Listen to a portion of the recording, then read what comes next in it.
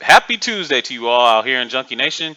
It's your boy Kenshiro. We're back, and man, I can't wait for y'all to get to this show. Man, this is going to be probably one of the coolest ones we had. It's going to be a lot of debate, a lot of stuff we're going to talk about. It's going to be really hot. It's going to be really hectic.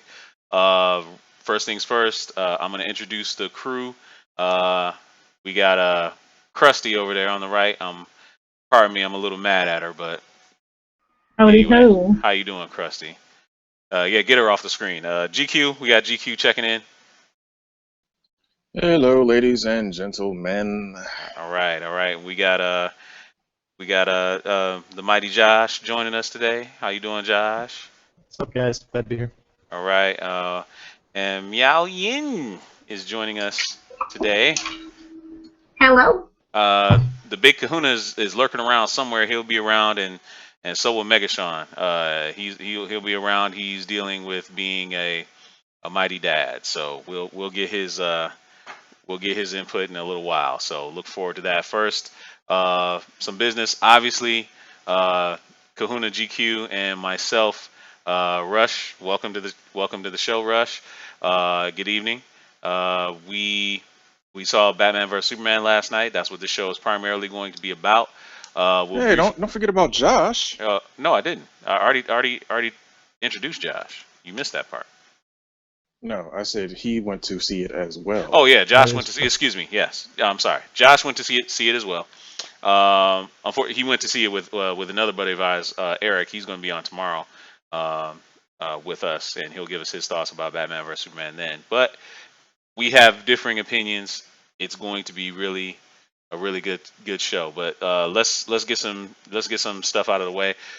We got a very brief news thing that we want to go over. Apparently, it's come to our attention that a rumor is floating out there that Nintendo is about to cease production on the Wii U. GQ, your thoughts on that? I say good. Honestly, the system was pretty garbage to begin with. Only thing it had Hmm. was Mario Maker that made it great. There was some good Mario titles, I'll give it that. But Nintendo has been a limping dog. Remember, like the end of Shane? Not Shane. I'm sorry, Old Yeller, where you kind of got to take it out back and put it out of its misery. Nintendo's been like that for the last 5 years, so it's kind of time. They might need to just consider going the route of Sega and just making games, and that's it. Oh, is that right? taking it out to pasture, Chris. Yep, they got to take it out to pasture and put it out of its misery. So this is like an old Yeller type situation. Yeah, Take it out, pack and not shoot Shane. it. Well, it happened to Shane too, but I mean, it's whatever. Either way it goes, Right. that thing is dead in the water. And like I said, when it dies, I'll be glad because then I can go out and get one for cheap and get Mario Maker and all will be right in the world. But when it first came out, 32 megs of memory was the maximum, and then 32 gigs was the max, and 8 gigs was the standard. I'm like, what is really? Like my phone has more like space on it than the Wii U, so that's stupid. So yeah, they're dead in the water. Real quick, Kahuna has joined the show. Say hello, Kahuna. What's good, Young Nation? Hey, let me get your thoughts on the Wii U supposedly ceasing production, real quick.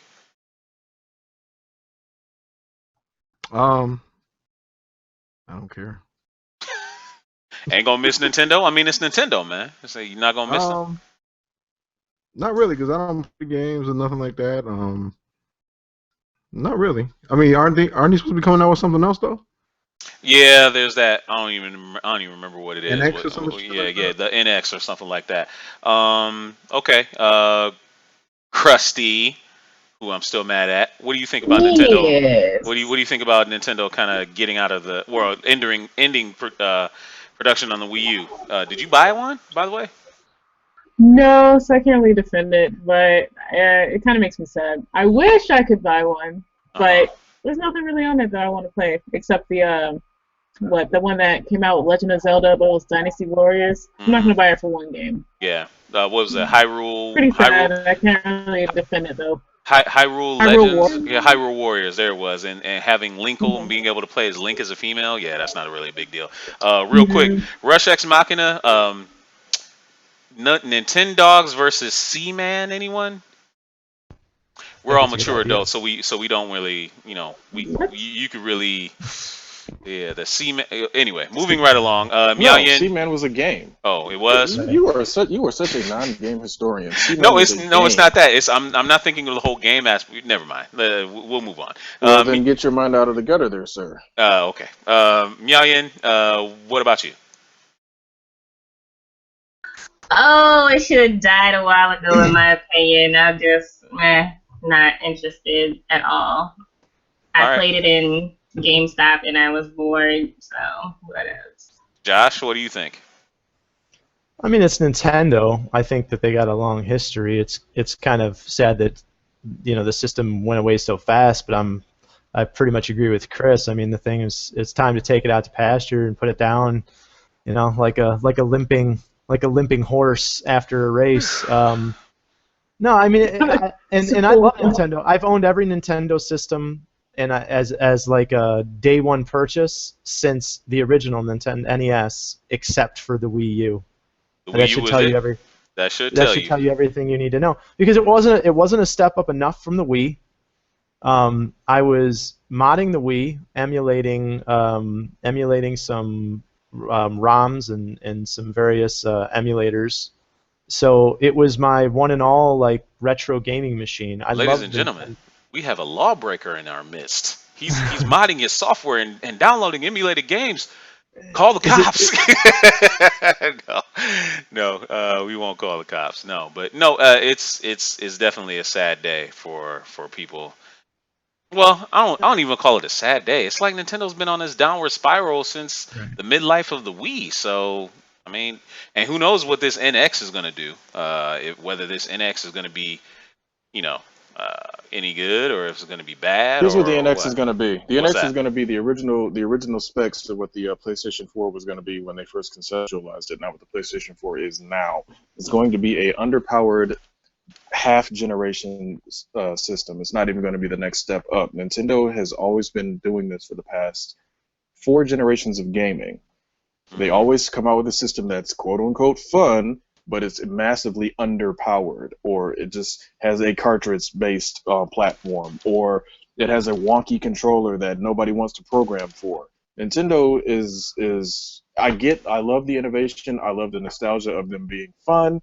However, N64, GoldenEye, great game, loved it, Mhm. awesome. Mhm. You were hindered by the fact that you could only make games on cartridges. GameCube, loved it.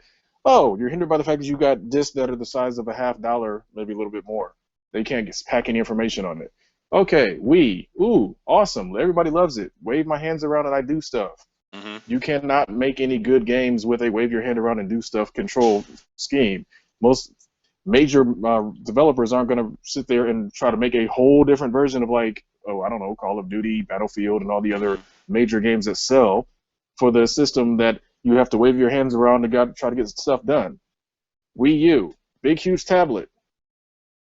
What am I supposed to do with this? No, that was Seriously? like playing. That was like having another console in your hand. Yeah, I yeah, it was. and that's fine. However, how many games really made true use of the second screen thing and Metal Gear Solid on the Wii U at all?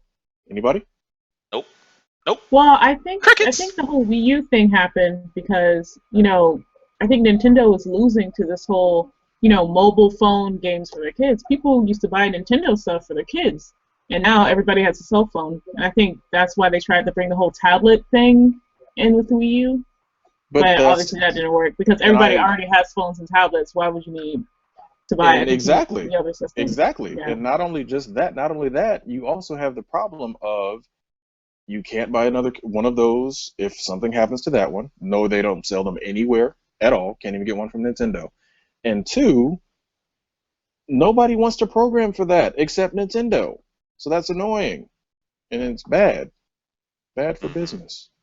Hey, shout out to the Wii though, because man, when the Wii came out and that's a little sports CD that Wii came with Sports. it, dude. My son wore that thing out. My shoulder was hurting for like 2 days because you would have thought I really had a bowling ball in my hand. My son wore that thing out. Me and my Wore brother, it we out. went at it for like weeks when that thing first came out. That's Yeah. great. Although Yeah. Chris nailed the wonky controller thing, I mean the Wii literally won that That Kyle No, Jones. I No, know what you. he's. Yeah. Well, go ahead. Go ahead. No.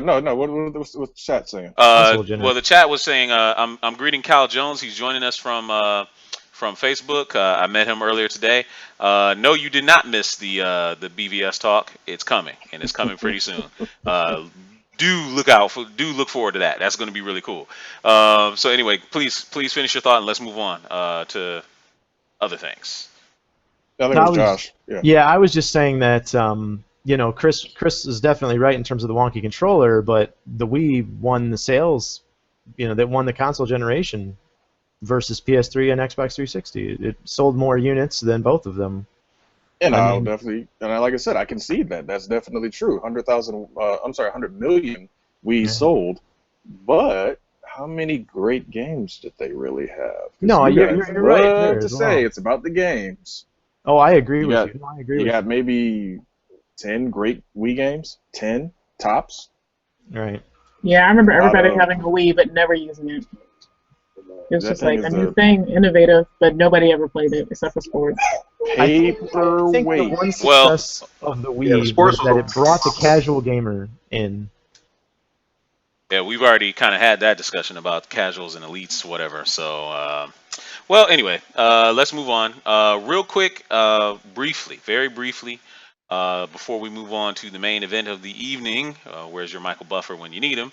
Uh, what did you guys think about today's episode of The Flash? Real quick. It was first episode back from hiatus. We had a female speedster, but the big reveal obviously was something that we knew about weeks back, but the team finally found out about today. I was a little disappointed that they didn't really do the whole how's Barry going to get to National City to meet Supergirl thing, because that's coming next week. Your thoughts, GQ? Again, they're going to keep that Supergirl thing under wraps because they don't want to really have too much super stuff on people's minds during the week of Batman Superman coming out.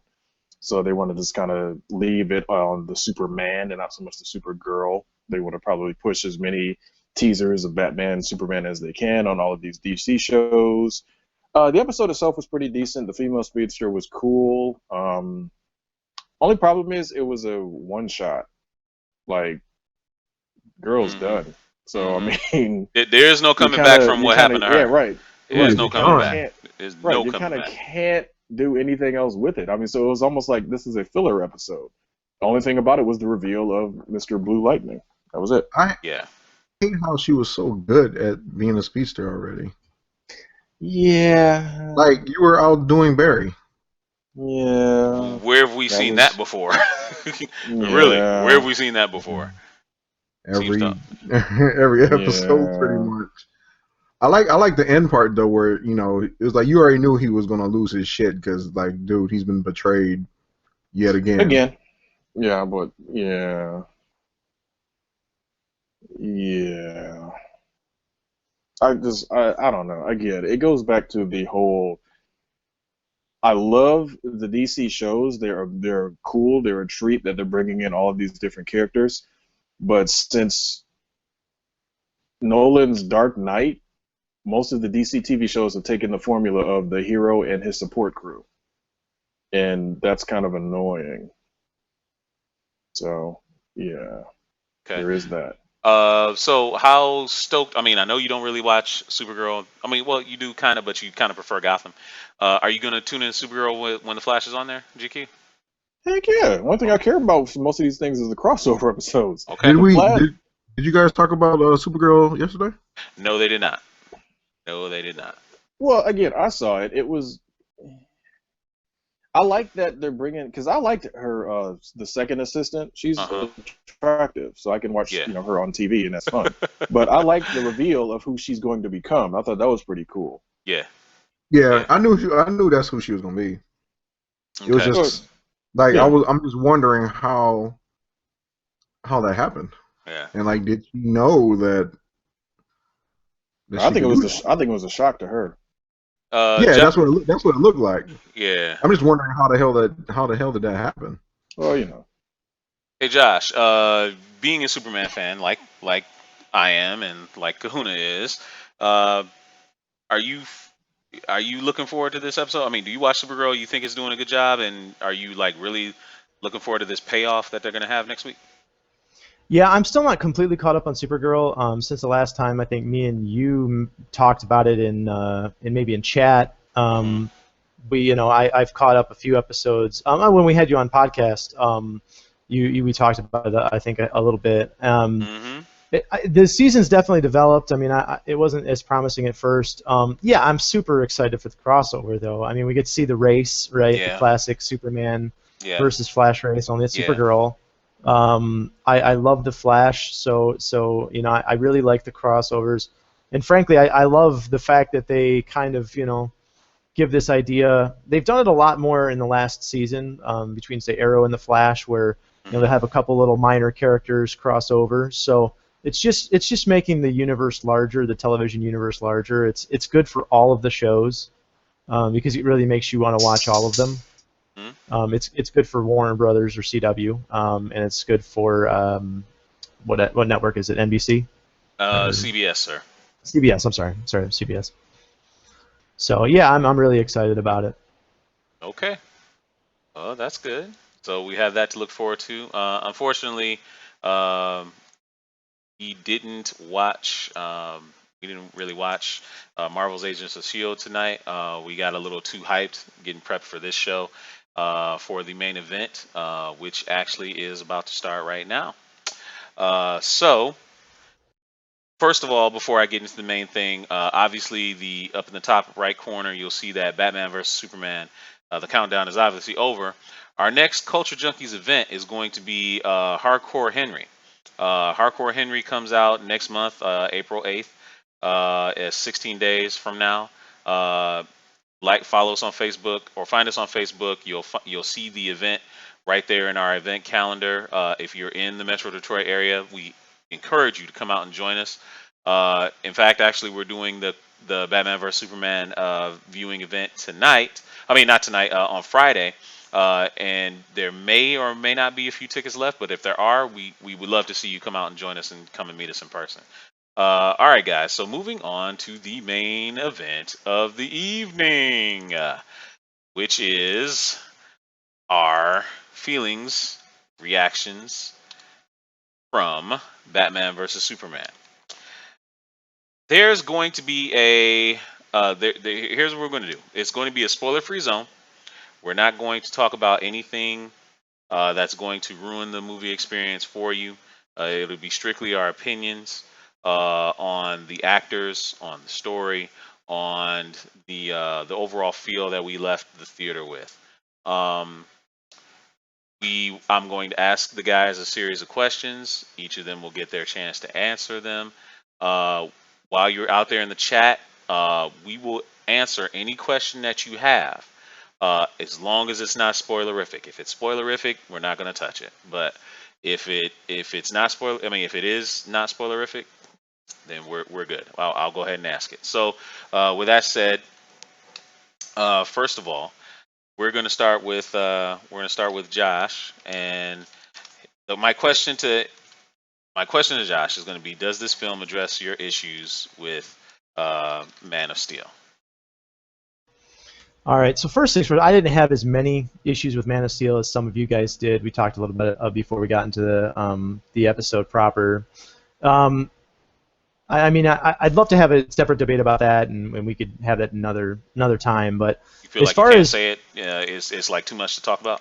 yeah, it's too much to talk about. I don't want to like beat a dead horse Okay, with the Man cool, of Steel. cool. It's been out for a few years, but like the destruction. Okay, so that's, for example, obviously that's a big plot point moving forward. The world doesn't trust Superman as much, or is somewhat afraid of Superman, and obviously they have no spoilers. It's in the trailers. They have a memorial to Superman. It's not only a statue of Superman, but behind it is a very small Vietnam-esque memorial of the dead. It actually does look relatively small. I mean, Batman in the trailer as well says, how many dead, thousands, tens of thousands, or whatever. So they don't ever give a definitive number, which is fine. And not necessarily in defense of Man of Steel again, but saved the Earth from genocide twice in about 10 seconds of film time. I mean, that's my defense of Man of Steel, as far as with regard to all the destruction that happens. If all of a sudden, he's not Ozymandias, killing millions to Right. save billions, Right. but if during the course of me stopping an army of Kryptonians who will literally build the new Krypton on the skulls of the dead humans, on the graves of the cities of humanity, and a few thousand people die in the course of a fight, it's essentially a negligible loss as far as I'm concerned. I mean, Right. it doesn't make it okay, but any major Superman crossover, we expect that. But as far as the way they address that in the film is Superman a villain or is Superman a good guy? And the overwhelming idea is a good guy as far as the majority of the public. But there is the outset of the public. One major character throughout, majors maybe over exaggeration, but one character throughout the film, it's a little bit spoilery, so I won't give it away. But he, in particular, has some very negative inclinations towards Superman, and that ends up playing out in a very negative way. But Batman shares those sentiments as well. He fears Superman in terms of his absolute power, and there's the old adage of absolute power corrupts absolutely. All right, I got to cut you off there. We got so many questions to get to, and everybody got to get a chance. So you had a lot. GQ, jump in there. Well, again, I reveled and loved the destruction in Man of Steel, honestly, because it was about time that we got a Superman that had a Dragon Ball Z style fight in the middle of a city and destroyed some stuff. Because that was what bored the heck out of me with Superman Returns. That they took it off to a man-made Kryptonian island and he lifted it off of the planet, which ridiculous. But we're not even going to get into that. Batman Superman, I enjoyed the action. And honestly, all I can say that was really, really good about it. The action was on point. There were obviously some moments that where the movie just drug on. It didn't need to be 2.5 hours long, honestly. I think if they would edit it down some, cut out some certain things, kept the pace going, I think that movie would have been amazing. But oh boy, the stuff was in there. So I mean, I can't critique it on what it could have been. I have to critique what I saw. And compared to Man of Steel, yes, the pacing was better, only because Batman was there to speed up the pacing. Man of Steel, to me, was a very slow move, slow burn, because they were telling a story that everybody and their mama and their... You know what? Matter of fact, Krusty's unborn child already knows the origin of Superman right now. Wow. So you don't need to flesh it out any further.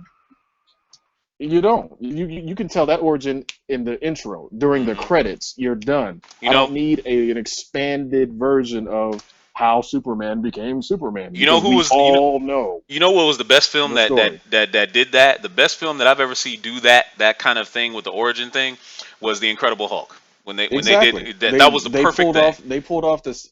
Right, they pulled off the cinematic equivalent of the opening of the TV series in the credits. You knew all you needed to know about the Hulk. Let's go.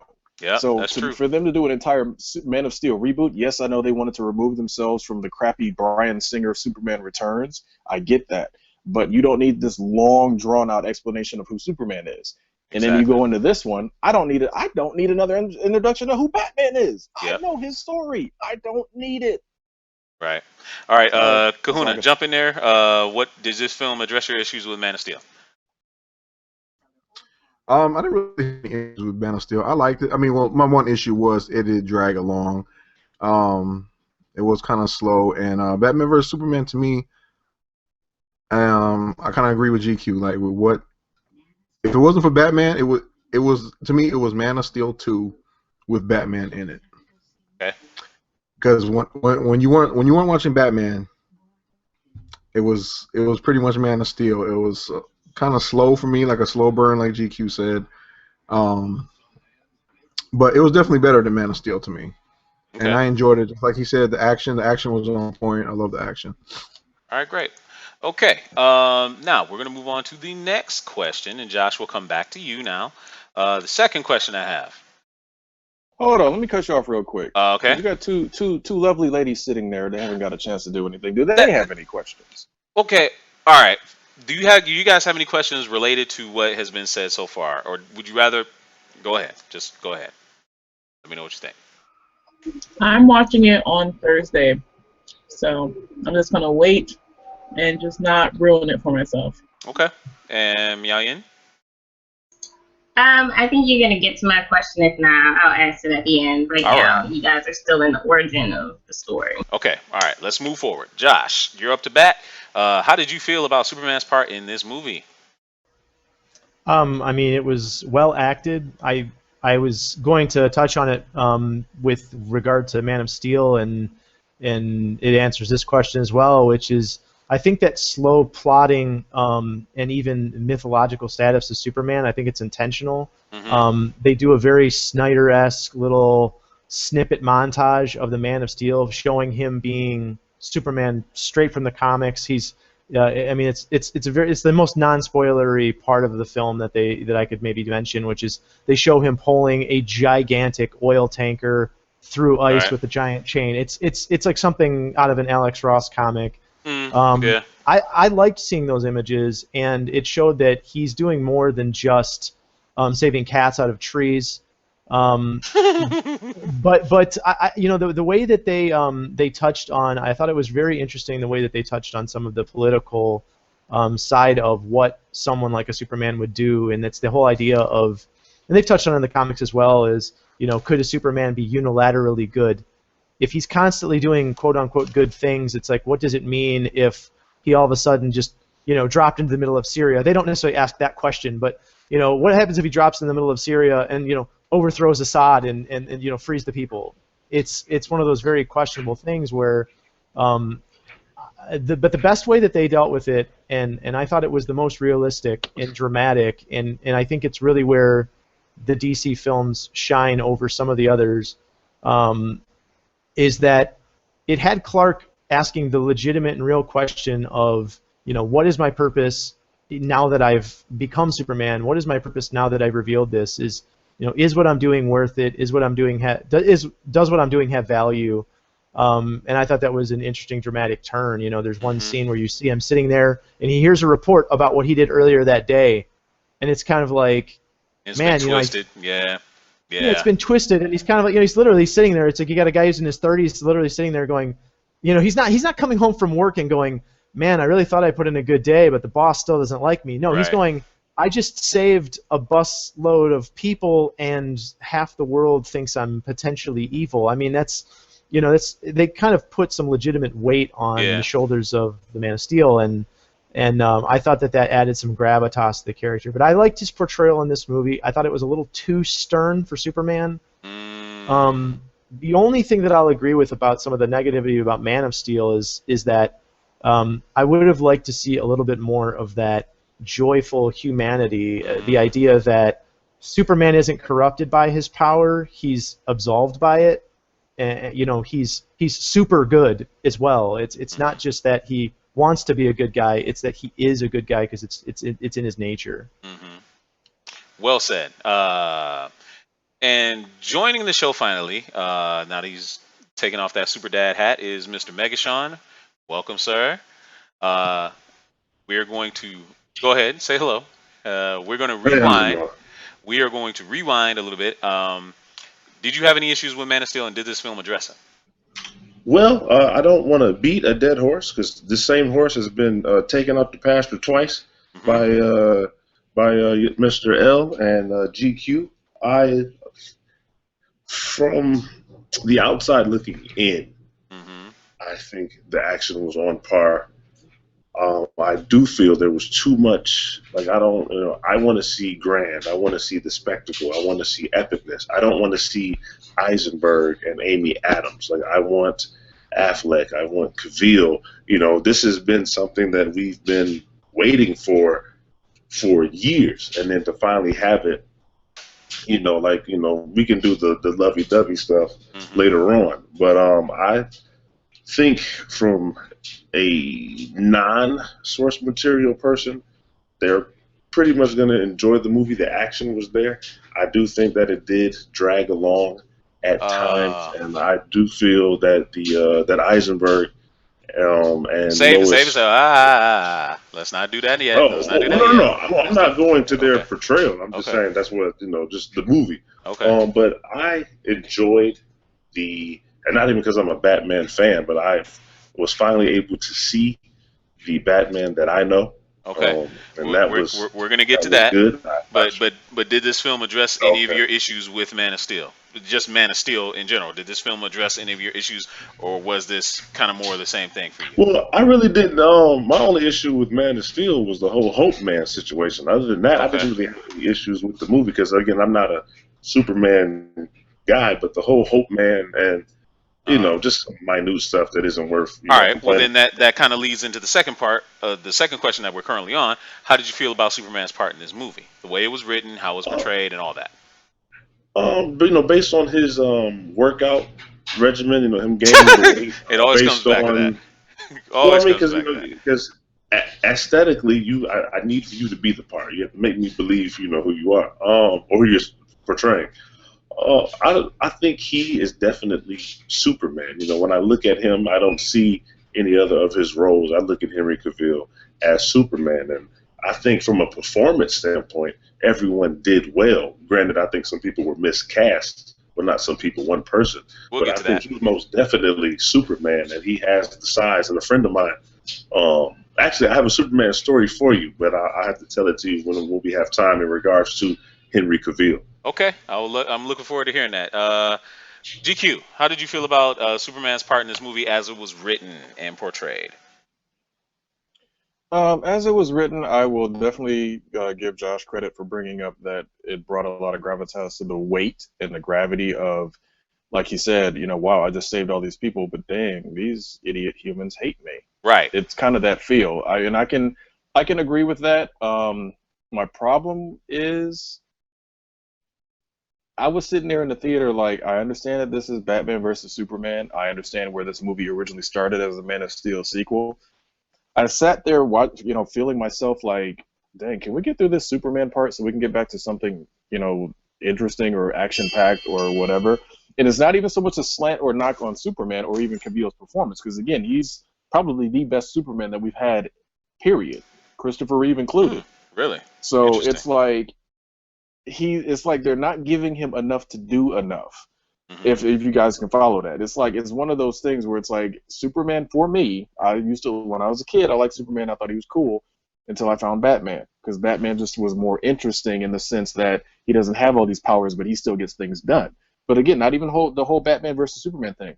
It's just for me, since I was a kid, all the way up through New 52 and whatever, Superman has still kind of been the same guy. Yes, New 52 gave him more of an attitude, more of a alien kind of take on things of like, I'm all powerful, so why should I really have to, bother with any of you? I like that.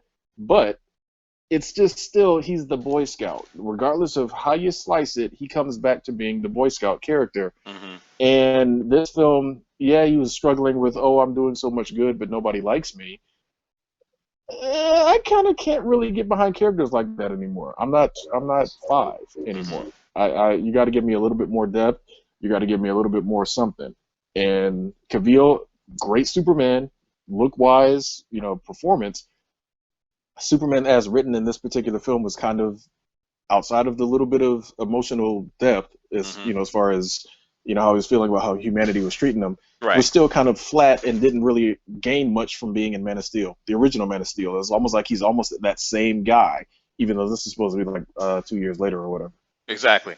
Kahuna, I need your input on this film. How did you think Superman was portrayed and written in this film? Go.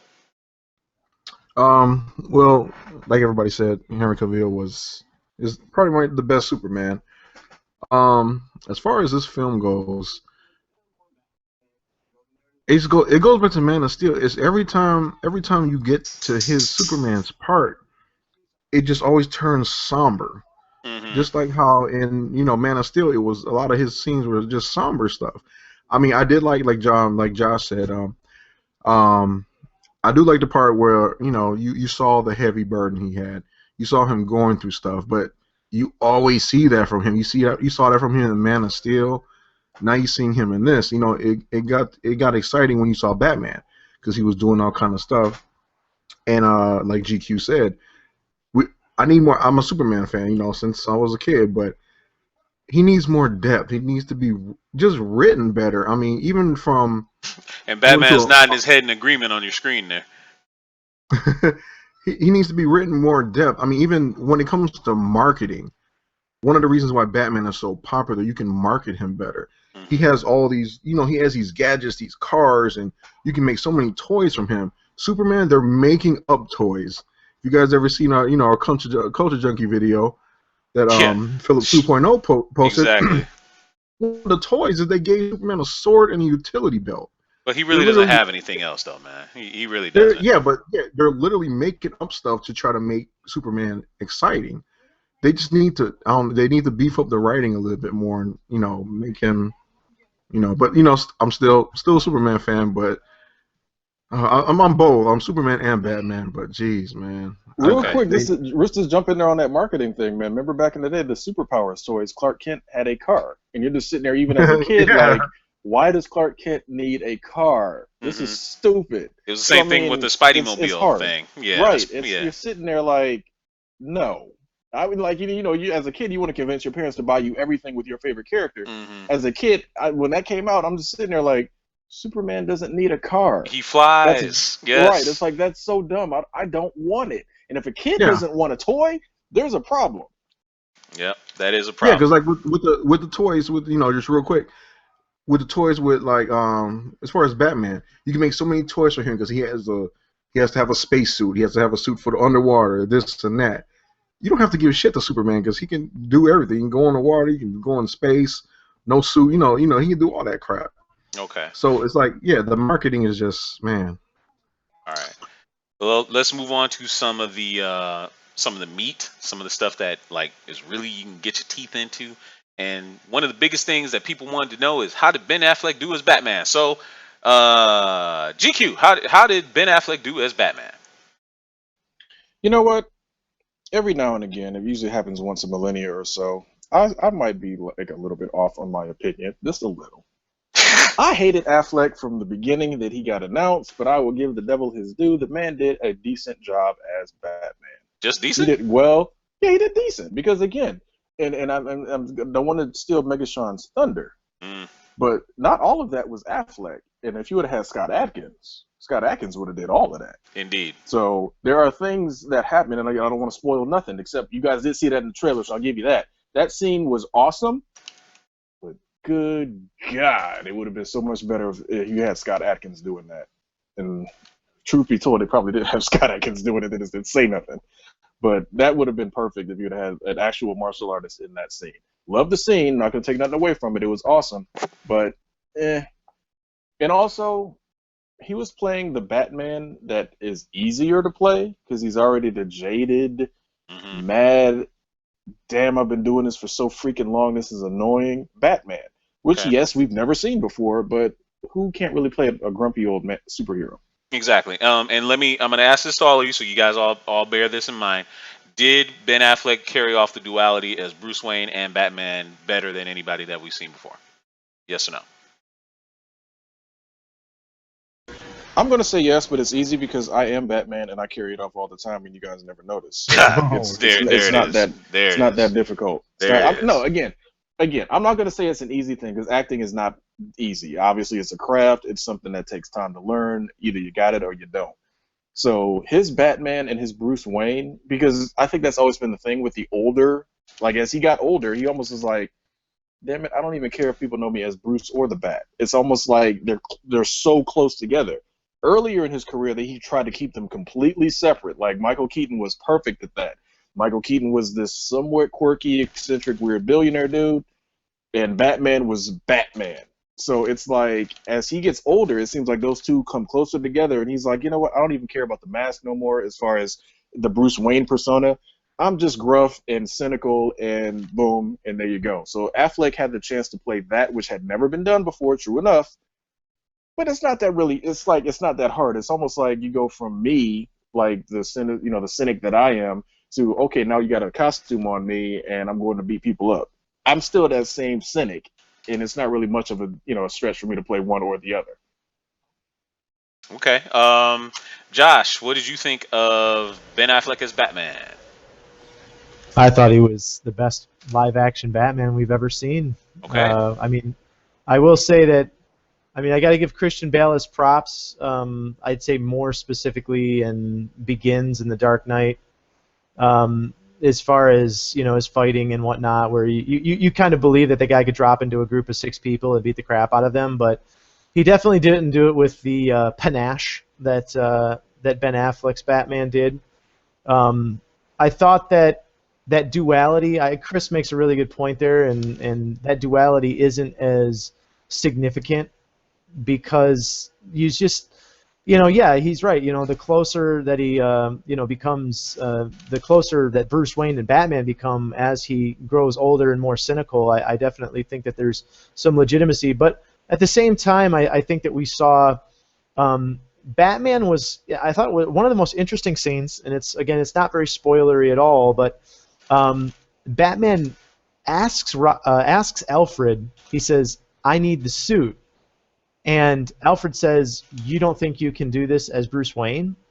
And it wasn't like he was asking for permission, but it's kind of like it almost came across to me as like a fighter asking his sensei, like, "Should I let loose on this guy in training?" And it came across to me as almost as though Batman's his complete and total outlet for every mania that he has, every violent thought that he has.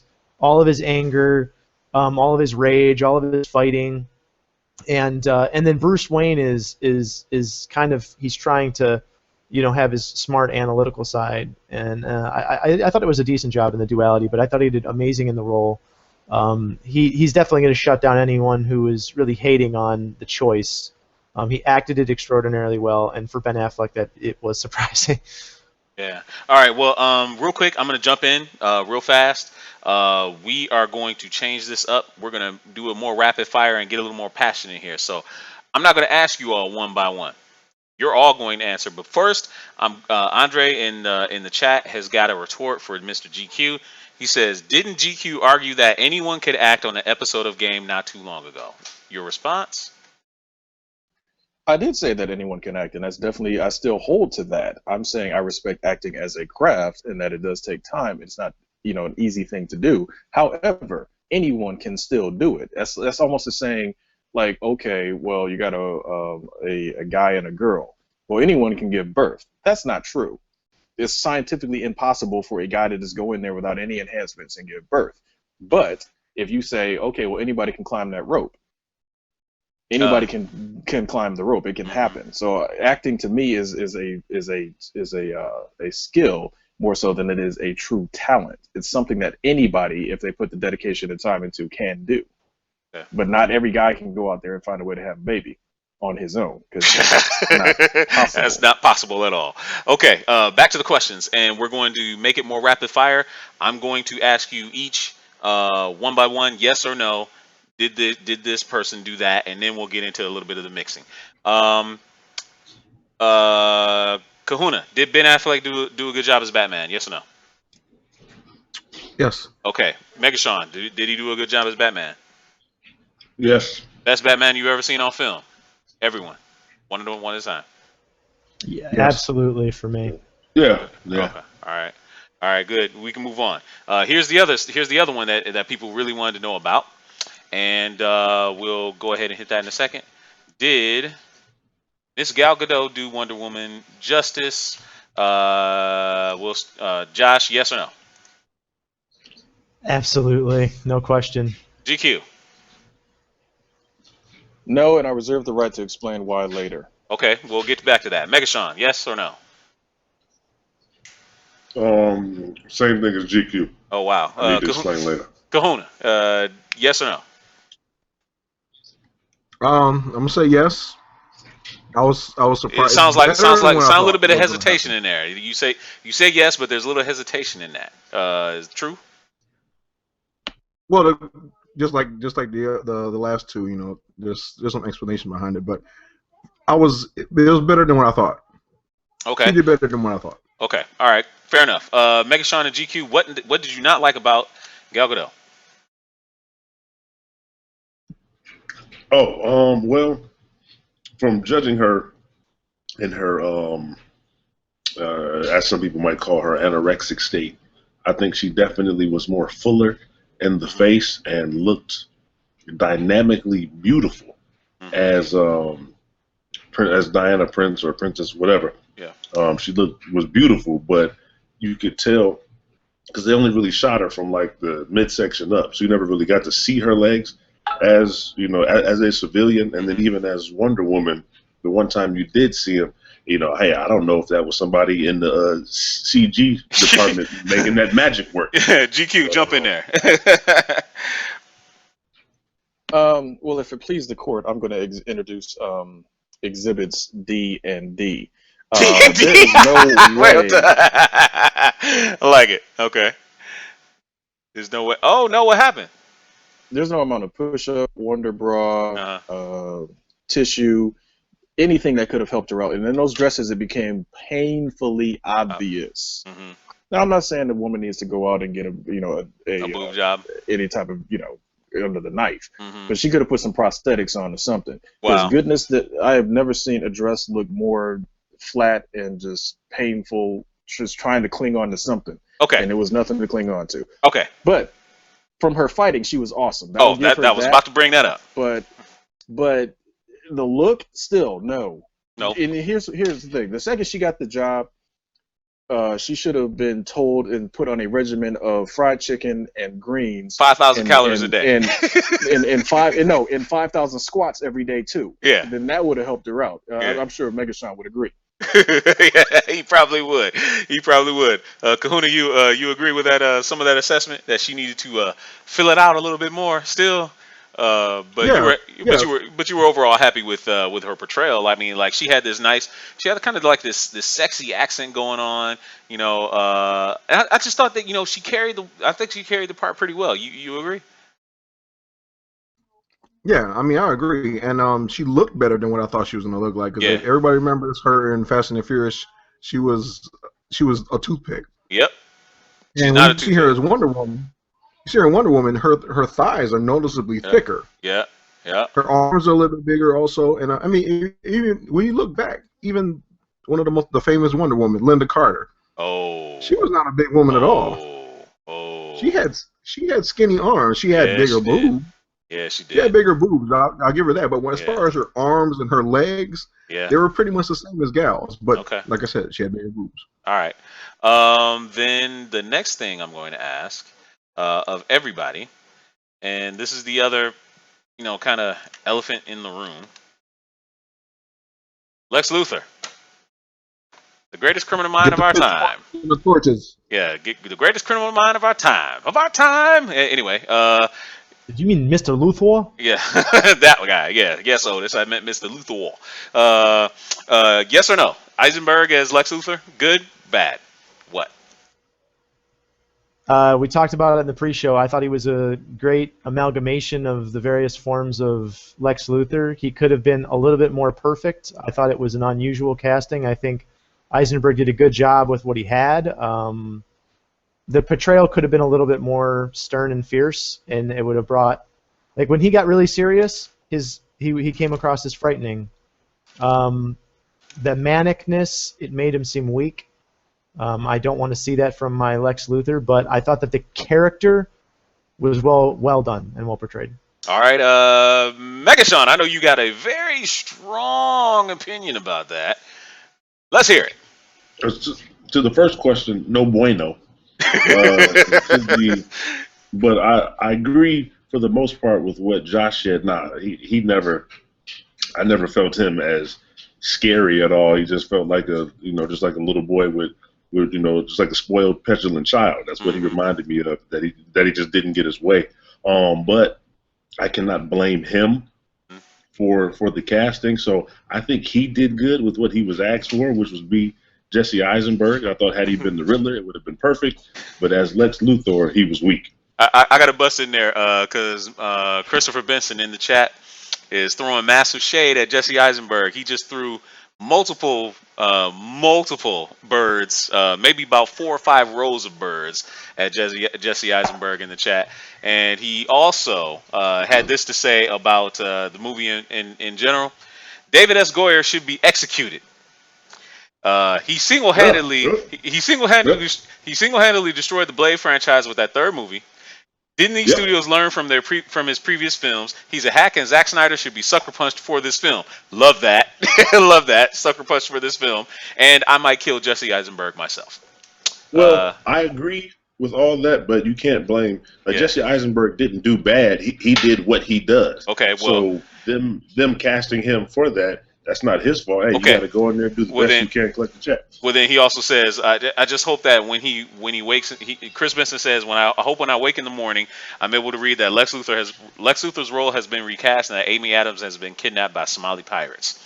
Oh man, my man. Right. I like that guy. All right, there we go. GQ, your assessment of Jesse Eisenberg. Like Megatron said, Jesse Eisenberg would have been better playing the reprisal of Frank Gorshin's Riddler from the 1960s Batman show. Oh man, that would have been awesome. That's how I felt. That would have been awesome. I will definitely agree with Josh on the kind of, he felt like an amalgamation of some of the Luthors we've seen. The problem I have with Luthor being cast the way he was, now true enough, he was not the real Lex Luthor as we all would love him to be. He was a different dude. I'm not going to spoil exactly who he was. They've had rumors about it. The rumors are true. But I just really couldn't get behind him because, like, the dude's all of 5'0" nothing. And I was just looking at that scene, the rooftop scene with him and Amy Adams that they showed in the trailer. And I'm like, how many apple boxes did they put on you to make it seem like you're taller than her? That's how I was feeling. I'm just like, dude, you're not scary. He had one shining moment of something that I probably would have done. And I felt real cool with that. And I'm not going to spoil that because that's not in any trailers at all. So I'm just going to let that be. That was awesome. But honestly, I would have loved it if they would have got Michael Rosenbaum to play Lex Luthor and not play him, not write him this way though, because I think the reason that they gave Luthor this weird, quirky, almost Riddler-esque feel to him is because Eisenberg is this little dude. So how does a little dude get attention? He flaunts his intelligence. He's a little bit quirky. He gets into people's faces. He does, unusual things that to bring attention to me. Because if you'd have had some 6'2", cock diesel dude like Lex Luthor is drawn in the cartoon, he wouldn't have needed to do any of that. He would have been almost Kingpin-esque in his dude. I'm just going to say a couple of things, and I'm going back to my master plan. Hell, he damn near So looked like Eisenberg, Kingpin in the cartoon anyway. Right. So, I think Eisenberg needed that quirkiness so you can be like, hey, look, guys, over here. I'm over here. That's what it felt like. And that's what I didn't like. Because even when he was given that, dang, I can't give it away, but he was giving a speech, and you're just sitting there like, aren't you a genius, billionaire genius? Right. And you stumbling over your words like radio. Like, dude, stop. Like radio. Kahuna, anything else to add? Like they said, I like Jesse Eisenberg as an actor because in all his other movies that he, Now You Can See Me, and all the other movies, I like Zombieland. He's a good actor. I didn't like him for Luthor though. I mean, I felt like I was watching Mark Zuckerberg, an evil Mark Zuckerberg, because he portrayed him in The Social Network. All that fast, quick, witty talking that Jesse Eisenberg is known for. It just didn't do it for me as Luthor. And when the movie first movie first started doing promos, and they showed that it was gonna be Eisenberg, and they showed him with the bald head. I was like, okay, this might be good. Chris Benson is on. Chris Benson is on fire in the chat. The bald-headed black Lex Luthor from Superman the Animated Series is more intimidating than this Cat Williams crack-headed adaptation I viewed last night. Come on, Civil War. I love it. That was great. That was absolutely great. Sign him up, right, Megatron? Sign him up. Oh yeah. Sign him up. All you guys out there in the chat, we will get to our ranking. Just hold tight. We'll get to our ranking. We got to go over 11 because we got way too much to talk about. Let's And Kyle Jones in the chat says, "We at the white delegation don't remember giving up rights for Lex Luthor." No, well said, well said. Um, but y'all can certainly have Raven Simone. So y'all can certainly have her. Anyway, um, let's get to the next question, real quick, and it's going to be rapid fire. Were the rumored cameos, treated well? Yes, no. Everybody answer. I'm not going to go one by one. Absolutely. Absolutely. Sure. Yeah, sure. Sure. Wow, he doesn't sound very convinced. You what? I like how they did it. It was cool. I didn't like the fact that they all had their proper logos assigned to them already. Yeah, that was a little weird. That was a little bit much. Yeah, a little much. So, yeah. And I'm not going to give away why. It's just, to me, it was a little bit much. Yeah. Just a skosh. Kahuna's away, but it was cool. Yeah. It was cool, but you know. Yeah. The logos were like, nah, dude. You trying to sell T-shirts? Exactly. You know, Kahuna's away, so we can't get his feeling of cameos, but I'll give you mine. There was definitely one scene in the earlier on in the movie, even before the cameos came up, that made me do a holy shit moment. That was like literally, it was like a holy shit moment. Did I really just see that? Yeah, it was. So look out for that. That part, had me pretty cool. That was maybe the biggest holy shit moment in the whole movie. Without question. Because it's out of left field. Yeah, completely out of left field. I mean, and see, that's the other thing. That brings up a slight point that I'm going to derail the conversation a little bit on. That's why those. Wait. What are y'all talking about? What? You can't tell it. You can't really say it. Come on, man. Really, I'm not falling for that. The post nightmare sequence. Yeah, the post nightmare. Okay, Yeah, that. Okay. So, but and like Josh was saying, it came out of left field. Nobody expected it, and that's why they shouldn't have put Doomsday in that second trailer. It should have been in the movie theater. That would have been an epic reveal. That would have been the number 2 holy shit moment. But no. Anyway, move on. And if Kahuna gets back, oh, there he is, Kahuna. What did you like the cameos? Were they treated well? In your opinion? Oh, the cameos? Yeah, I like the cameos. Yeah. Okay. What'd you think about that holy shit moment in the after the nightmare sequence?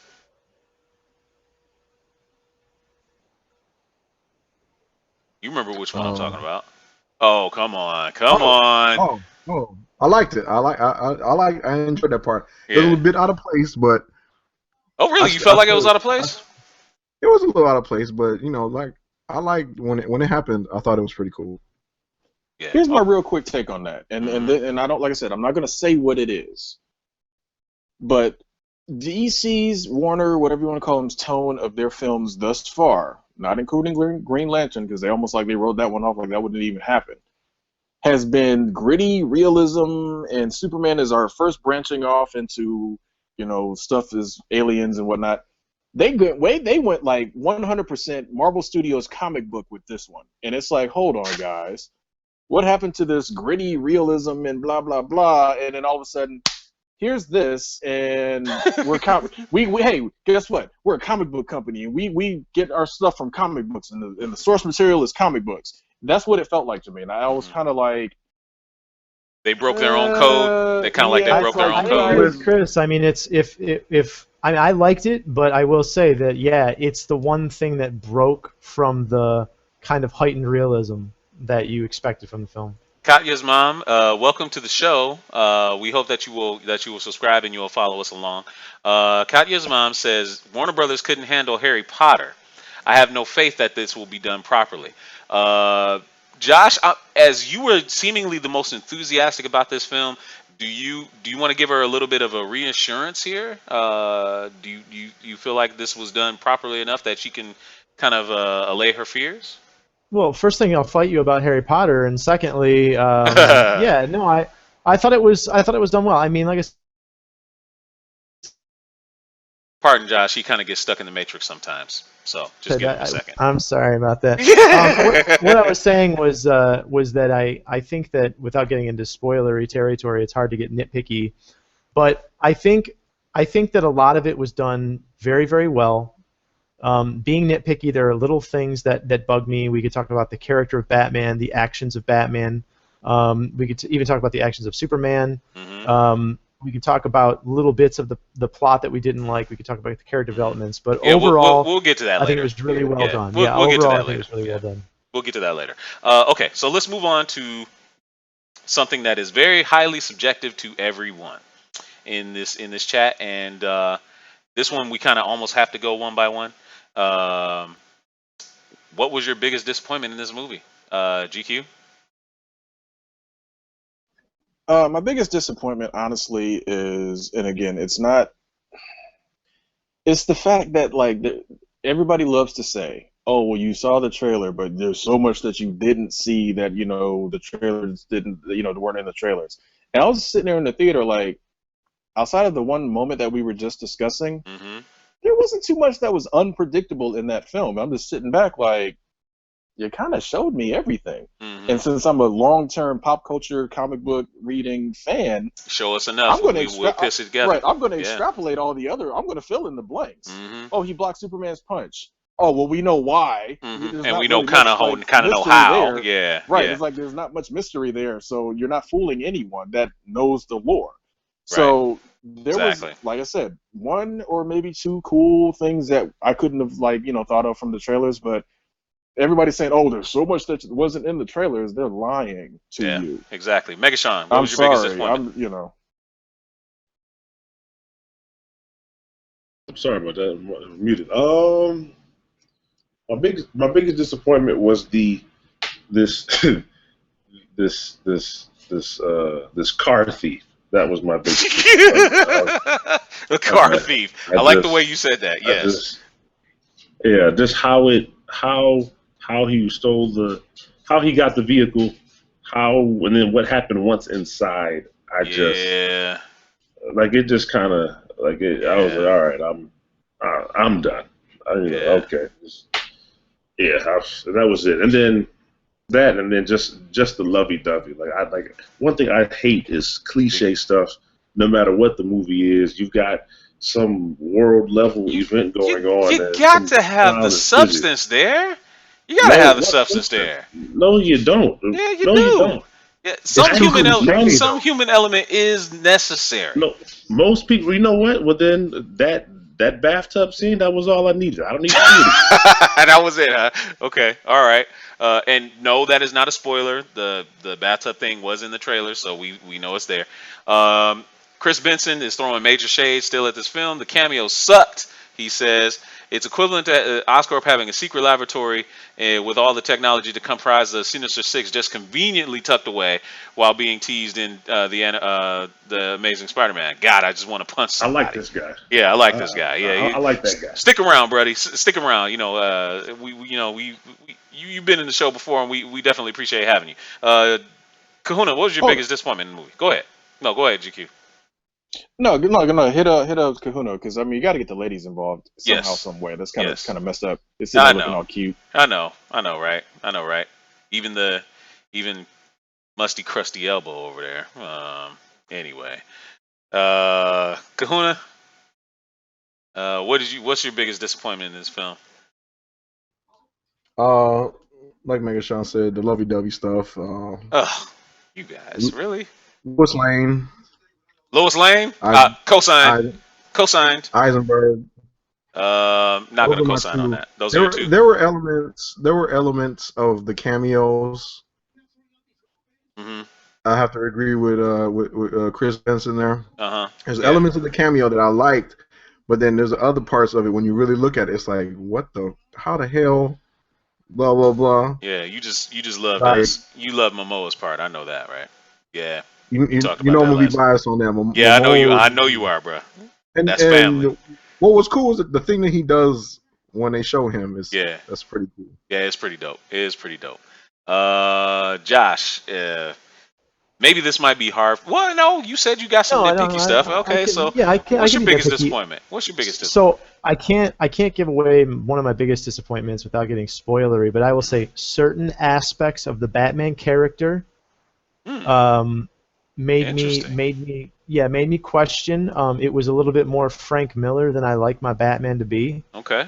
I didn't have a problem with the whole human element of the aspect of the relationship, although we talked about it in the pre-show, which is Lois Lane is dangerous in such a horrible way. Oh my God, you to wicked. the whole of humanity. No, I mean it's a classic element to the comic books, and I think that the fact that they kept it means that they respect the source material.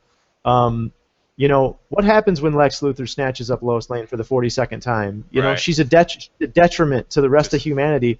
You got Doomsday. Killer. You know, yeah, Killer. you got Killer. you got the Kryptonians. You got Doomsday, and you know, and yeah, okay, I gotta. Yeah, I you gotta stop Doomsday a now. kiss. You gotta stop now. Yeah, you got. Yeah.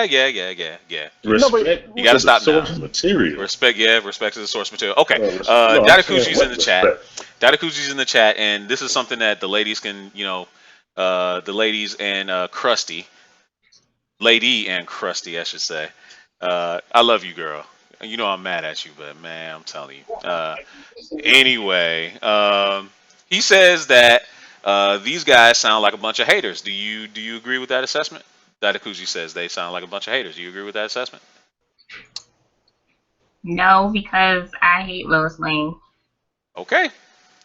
And that's why we love this girl. So, Krusty, do you think they sound like a bunch of haters? I honestly don't know anything about Superman except See? in the movies, She doesn't care. and I don't like the name Lois, so I already don't like Lois Lane. Wow. So she comes up really there funny. you go. Okay. All right then. There you go. So the answer, Datakuji, is no. They're not being a bunch of haters. They're just expressing their opinion.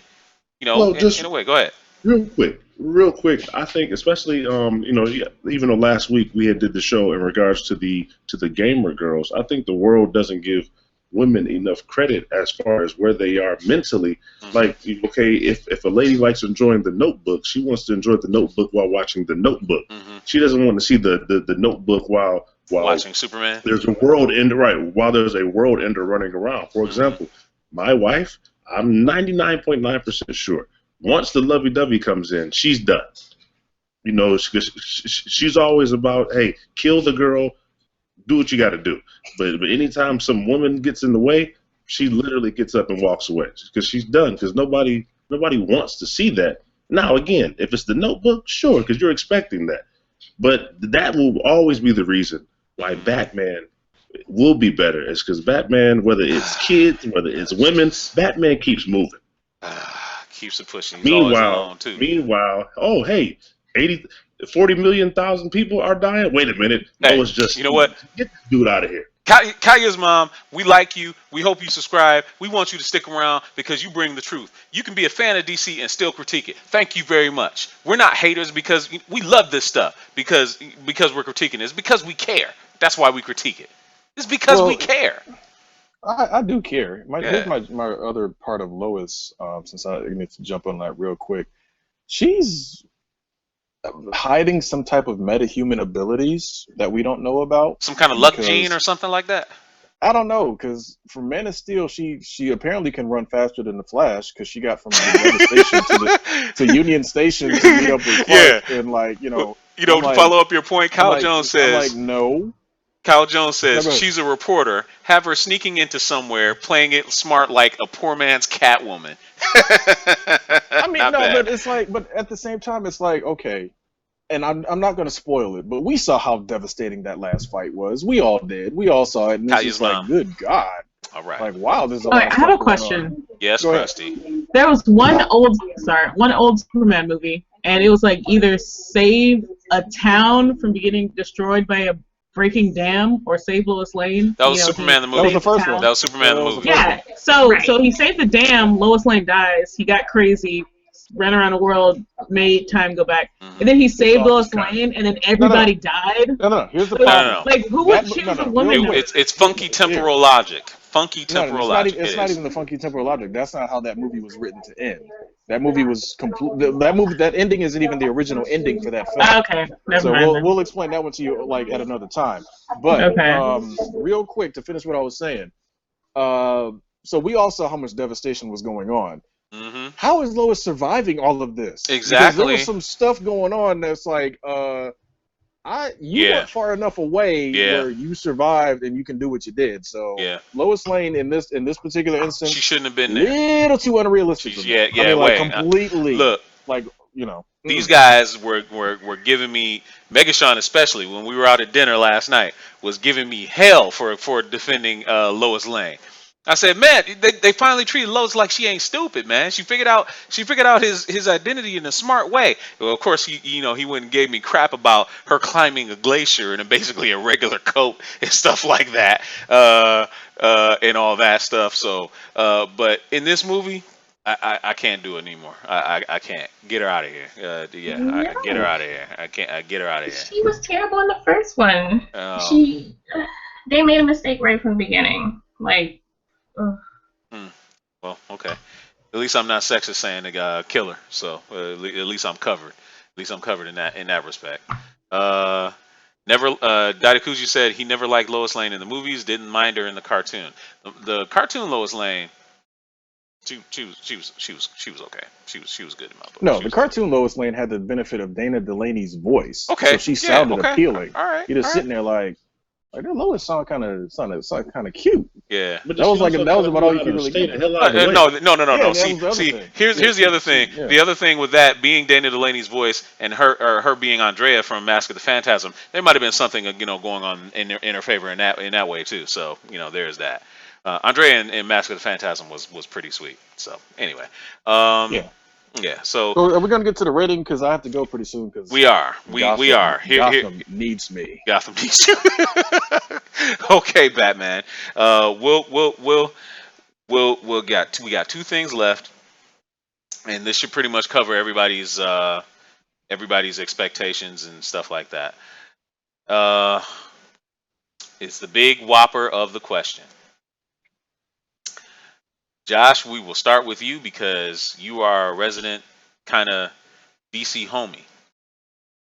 Will this movie beat Civil War in any fashion this summer? Are you talking about financially or in terms of quality? Financially and quality.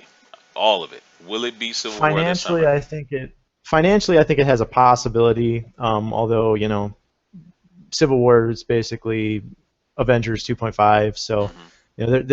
they're not pulling any punches with that one. And now I will say that this movie is probably part of the reason for that. But in terms of the quality, I mean, I really really liked this movie. I mean, I know that I have nitpicky things. I know you guys didn't particularly love it, I but liked it. I I thought it was really okay. enjoyed it. I thought it was okay, No, I but really enjoyed yeah, the film. I really liked Man of Steel as well. So I mean, I think it's really a perspective thing. I think it's a subjective thing, and it is. I think the guy the reviewer from Entertainment Weekly, he saw it. He was one of the very first Hmm. reviewers to I don't know break The protocol. news. Really, he didn't give a Yeah. full review, but he said if you really liked Man of Steel, you'll really enjoy this one. If you Uh-huh. had a lot of beef with Man of Steel, you won't enjoy this one as much. I think And that he's that's pretty much pretty on point. much true. Yeah, he's Yeah, pretty he's much pretty on much on point. point. But Yeah. I like this one. Is it going to compete? I mean, dude, Civil War looks so dope. It's just crazy. I mean, that movie looks insane. I think that I don't know. For me, they're going to be probably pretty equal. But I love me some Cap. He's my absolute favorite Marvel hero. Okay. So Captain America is one of my absolute favorite Marvel films. The first one, the first Avenger.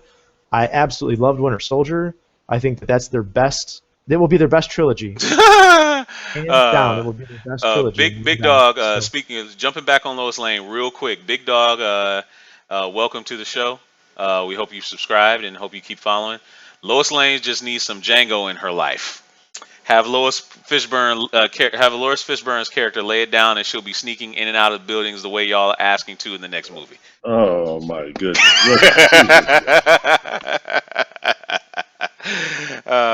Megashawn, will this movie beat Civil War in any fashion this summer? I think you guys are reaching too far. I think after the first week, I honestly don't think it'll do better than Deadpool. Woo, woo. Remember, I mean, yeah, but Deadpool did well. But I'm saying after the first week of, oh my God, it's Batman, Superman. I think that'll be it. right. How about this?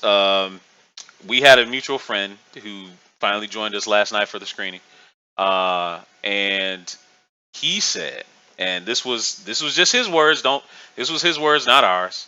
He said he didn't like this movie more than he liked Deadpool.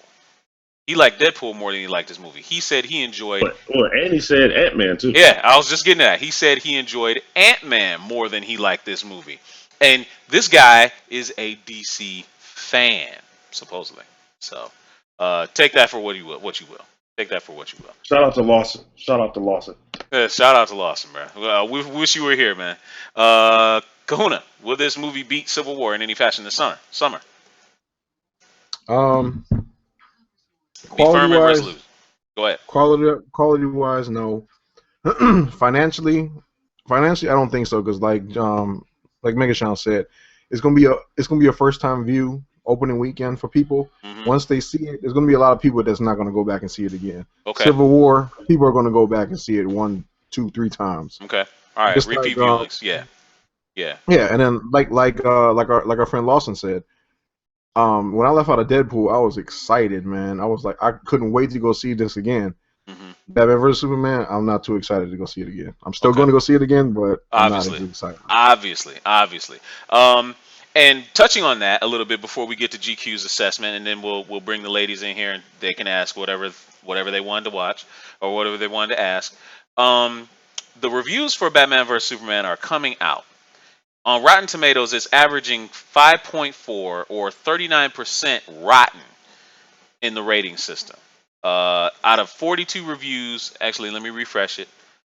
There's been 44 reviews, only 18 are fresh, 26 are rotten. Average of 41%. That's not really great. You got to take it with a grain of salt, and I would urge everyone to really make their own assessment of this film moving forward.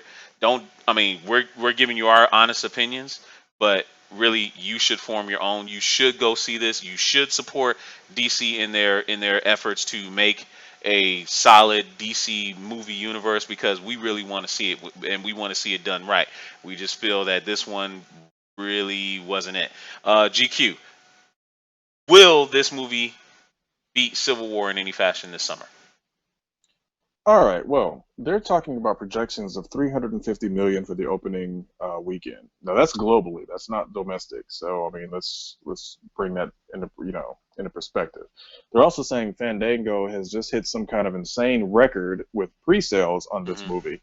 To be expected. Which, again, records are made to be broken, Indeed. and they will be as soon as Civil War pre-sales go on, because that movie has got a lot of steam behind it, and they haven't showed you a lot at all. So, for me, Batman Superman has been a long journey, almost 2 years worth of talking about it, leaking it, tweeting about it, blah, blah, blah. This is the janitor that we just hired yesterday to sweep up after us. All of those, things that they've been throwing at us about this movie, and we finally see it. And for me, it was lackluster. It was fun in some moments, but it was lackluster overall. So I'm looking at it as, okay, this movie is not really, like Kahuna said, a movie that you're going to go back and be like, man, I got to go see that again. This is going to be awesome. Because it's 2.5 hours of, good God. Well, this is long. Well, we're pretty sure that the people that are going to go see it multiple times are the hardcore DC fans. Again, it's not even about the hardcore. It's just, you don't think so? And this is coming from just a filmmaker. I'm not sorry, not filmmaker. Film goers, love of film. That movie didn't make me want to jump up and see it again. Again, I'm going to see it for our Culture Junkies event for sure. But I honestly was ready to just take my ticket like right there if the ticket counter had been open. Like, here you go. I don't need this for Friday because I'm not coming. So it's just, I'm going to go see it. I'm going to look at it again because we're going to see it. But honestly, I think Civil War is going to be that one that I go back once, twice, maybe even a third time, because there's so much going to be going in that. The Russo brothers are doing that. So the Russos, honestly, have not let me down in any Marvel thing that they've been attached to. So I'm sorry. And then you got the debut of Marvel Studios' real Spider-Man. That's a lot of weight. And and I hate to say it, like if Batman, Superman, and Civil War had come out on the same day like it was originally planned, and Marvel ended up getting Spider-Man back before anybody knew it, they would have blew them out of the water, because it would have turned into this whole situation of, damn, this movie is really cool. I want to go see it again. Spider-Man was in it. All this blah, blah, blah is happening.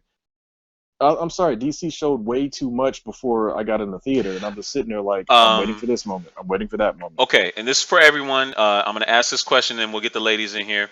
Gavin J, just, put this in the chat. Is it possible that expectations for this movie are too high, or that the trailer was misleading? Ooh. Please, Megashawn, go. Please, Megashawn, go. From everybody who went, all of us had the lowest expectations possible. Possible. We did. And that is maybe so. I mean, again, it wasn't bad.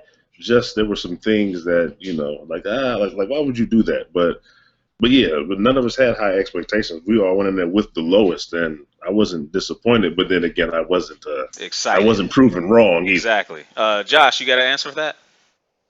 I mean, as far as misleading, absolutely not. I mean, the trailer, I think that Chris said it earlier, is, it's anyone with... Stuck in the Matrix again. For an extended time this time, too. Oh. Anyone with the knowledge of the comics and the just general pop culture of Batman and Superman could have, put together 2 + 2 and got 4 out of what the trailer was, and extrapolated. There was some pretty decent plot points that weren't given away as far as the overall. But as far as the expectations, I think that I do think that going in with negative expectations or low expectations sometimes jades your view in a negative way. I don't know if you guys affected that way. Yeah. It's not always the case, but I mean, if you go into, I knew someone who went and didn't see the entirety of Green Lantern, literally came over to my house, saw the last 5 minutes of it, and said, yeah, that does look like it's a bad movie. You can't judge anything, but he had, his expectations were that it was, supposedly a bad, horrible movie, and so he just said, yeah, I have no desire to see it. I'm sorry, you can't have that expectation about that. I waited to reserve my judgments for Fantastic Four, even though it had a 4% on Rotten Tomatoes, and I didn't hate it nearly as much as a lot of people online did, but. Yeah. Well, I mean, you bring up something pretty poignant right there when you said reserving your judgment. And like Megashawn said, we went in with the lowest expectation. We went in with no judgment. I mean, literally, we stopped watching trailers. We stopped, feeding into the news stuff.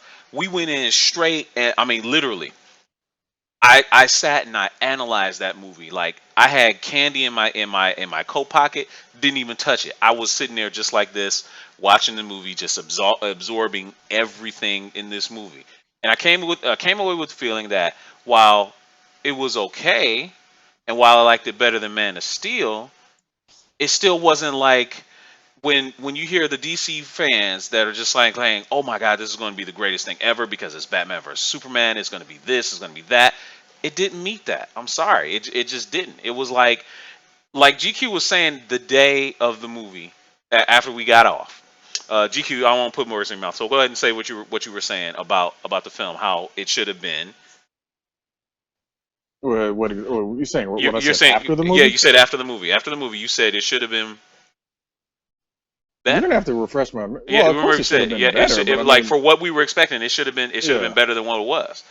But honestly, okay, from the expectation, again, I didn't go in there with low expectations. Like, this is about to be like, garbage. I didn't expect it to be like, Fantastic Four bad. I mean, because there's no way it was going to be. That'd be insane.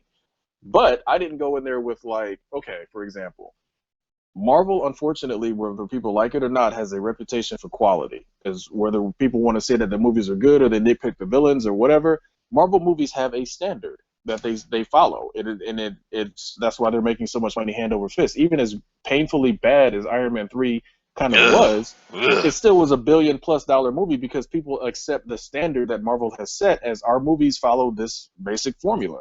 Mm-hmm. And like Josh said, Captain America: Winter Soldier was amazing, perfection, outstanding.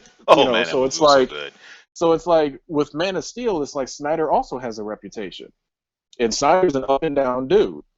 Great in 300. I personally like Sucker Punch. A lot of people didn't. I liked the visuals of Sucker Punch. I thought it was cool. Watchmen, not so much. Everybody loves Watchmen. They say that's one of the definitive great DC movies. I personally didn't like it because I was just sitting there like, yeah, I'm going with these characters that I really don't care about. And that was just me. in some of his other stuff, again, he's up and down. So by the time you get to Man of Steel, and I'm like, okay, this was a decent Superman movie. I finally got my Dragon Ball moment. But this one was like, you showed me too much. I've already basically figured out quite a bit, and I was just sitting there waiting to be wrong about what the things that we were seeing from the trailers. I'm like, something prove me wrong. Please be wrong. Please at least like completely go the opposite direction, so I'm not like knowing exactly what's coming. And they didn't do that at any. Again, there were some moments that weren't in the trailers, obviously, but nothing that made me sit back like, dang, I'm so glad I finally saw Batman and Superman fight on screen. Right. It wasn't like, to me, and it goes back to, again, it's back to Marvel. When we saw those teaser photos of Thor, Iron Man, and Captain America standing in the forest on that one scene, that was enough to be like, God, it's actually happening. Right. Oh my goodness. And then you get to the theater, Avengers blows your mind. Like, holy crap. This movie was amazing. You go back to Batman, Superman, it's like, I should have had the same feeling, and I didn't. And I couldn't, because it was just not enough there, not enough substance of just like, dang, this is freaking amazing. And I will say the part where they teamed up and they were getting after Doomsday, I thought that was really well done. I loved that part. I thought that was really good. As much as Superman was like, obviously, out of all three of them, he was the complete novice fighting. Complete novice. Well, no, definitely, and because he had trouble obviously fighting Zod. Now again, Zod was a military dude, so of course he's gonna know how to fight way better than the farm boy whose dad held him back through his whole life. Right. But it was like you said, the team up was cool, but it didn't have that same feel of when the Avengers. I'm sorry, Avengers stole their thunder on that one. That moment when like Hulk like punches the space monster or whatever. And it's just like, it was like they have the dolly shot around all six of them. It's just dude, that was, this is awesome. Yeah. Batman, Superman, when they had that little trilogy, them standing there. Yes, this is the holy trinity of DC: Wonder Woman, Superman, Batman. But we saw it in the trailer. Right. So I'm just sitting there like. Now, I mean, you showed me so much stuff, and I have nothing that I can get hyped for because. Look, damn. I mean, I think it was a brilliant that whole sequence with the Hulk punching the Leviathan, and then the dolly shot, like you said. Literally in the movie, I've never gotten chills over anything. I got chills over that because it was just the epicness of the moment, and then coupled with the crowd was going berserk when we went and saw that movie for that at that time. They went berserk when that happened, and you didn't have that. Well, then again, now true enough, Justice League is coming, so we might get that same moment. And I hope we do. I do. But for them to, like I said, there was so much riding on this film. Because, again, they're doing their league setup kind of backwards, which, again, there's no blueprint for it, except Marvel seems to be doing it pretty damn good. Right. But for them to be doing the reverse team-up sort of thing, they needed to have a stronger feel to that moment. And for us to have basically seen it in the trailer, I'm like, dude, you kind of blew your wad, and that's not good. And I'm sorry, I gotta cut out. Like I said, Gotham needs me. Indeed. We'll see you, sir. We'll see you, sir. Real quick, my rating on this one, if you got to rate it from Batman and Robin to Dark Knight, being the low to Dark Knight being high, you give it. I would put it right around the. Man of Steel is the middle.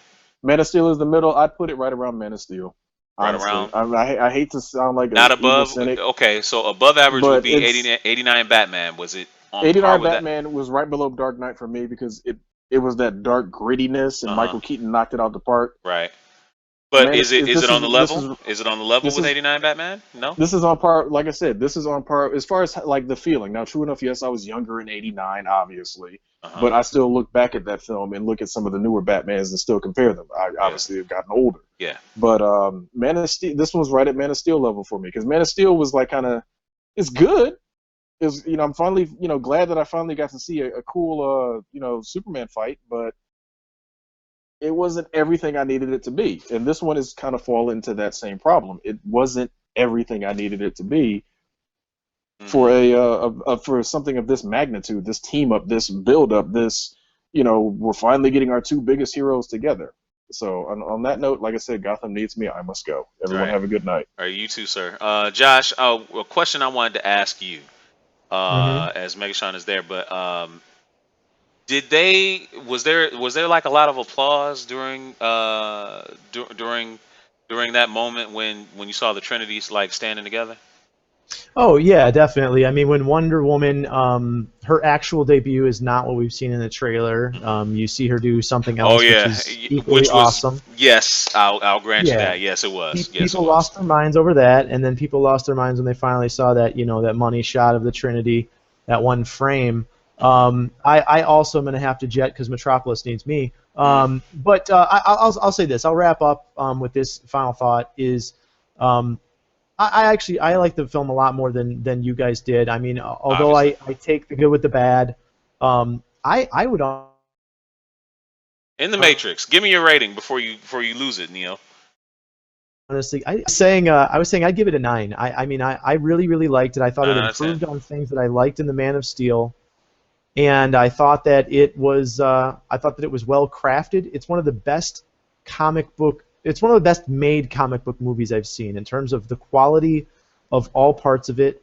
I think that a lot of you seem to like all of the parts, but you don't like the sum of the parts, and that really surprises me. I mean, take that for how you will. We'll definitely debate it more as Indeed, we get we will. more spoilery I think territory.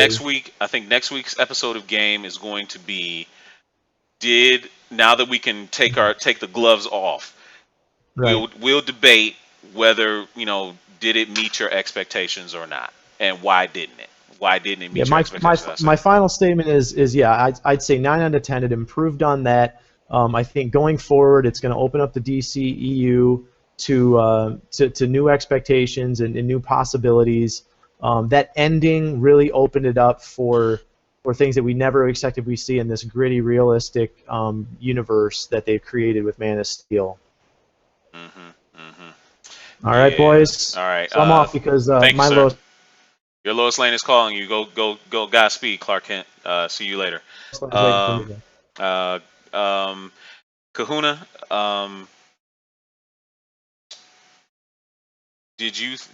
What's your rating? Let's get your rating real quick. Let's get your rating. What do you think this movie is going to be? My rating is probably about. I want to give it about a 6. 6. So it's above Man of Steel, but below 89 Batman for you. Yeah. Okay. Fair enough. I will also go that route. It's definitely better than Man of Steel. It's not. Well, I'd almost put it on par with thinking back, Jack Nicholson's Joker. I didn't really love Michael Keaton's Batman. Really? Yeah, I didn't. I mean, I didn't love it. I mean, I liked it, but I didn't love it.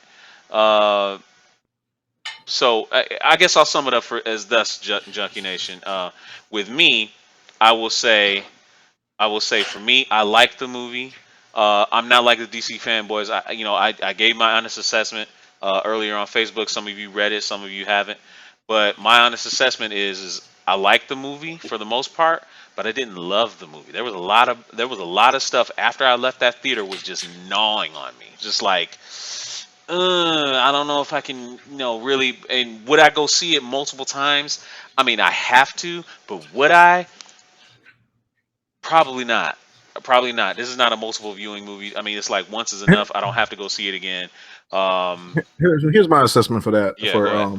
my summary of that is definitely go to everybody Junkie Nation. Definitely go see it. I mean, it's still, even though we didn't really enjoy the movie, but personally, definitely go see it because it's still an iconic movie. We got the two.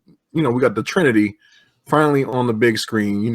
Whether you thought it was good or not, it's still kind of a historic kind of thing. So definitely go see it.